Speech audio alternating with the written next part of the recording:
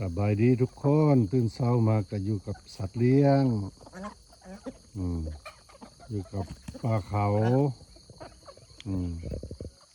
มีไก่ลาดไก่พื้นบ้านไก่งวงมีไก่งวงพี่น้องไก่นี่เป็นส่วนแล้วแต่เป็นไก่สอดไก่ตีเนาะแล้วก็มีห่านมีไก่แก้วเด้อพี่น้องได้ไก่แก้วไก่สีนั่นกระแจไก่แจ้ไก่ปลา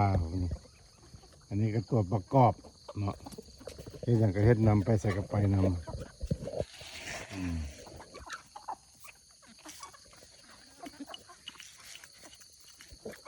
อย่างที่ละพี่น้องตื่นเช้ามากะอยู่กับสัตว์เลี้ยง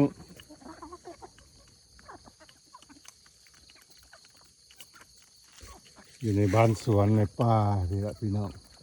ในป่าบ้านสวนในป่าสัก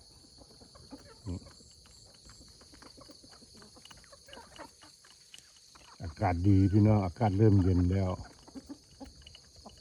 รักษาสุขภาพกันเด้อสุขคนเด้ออันนี้ทางบักสาวรถหรือว่าบักนอดเนาะตอนนี้มันเริ่มวายแล้วเริ่มห่วยแล้วแล้วก็จะบำรุงต้นใหม่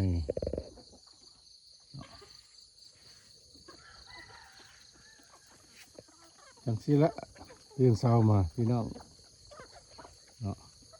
อากาศดีปีนี้เริ่มเย็นช้าฝนมันเศร้าฝนมันหยุดช้าในเดือน10และตุลาเรายังมีฝนอยู่เนาะอากาศคือสีหนาวอยู่เลยปีนี้เนาะฝนหลายโอเคขอฝากซ่องน้อยๆของข้าพเจ้าเด้อบัวที่เป็นทางออนไลน์ต่างๆถ้าใครได้เห็นคลิปนี้มักแบบนี้ก็กรุณาช่วยกดไลค์กดแชร์ให้เด้อพี่น้องเด้อกดติดตามเด้อไก่ชีนี่งามตำนานไก่แก้วสัมภาษณ์ไก่แก้วไล่กันตีกันพี่น้องธรรมดาตัดเลี้ยง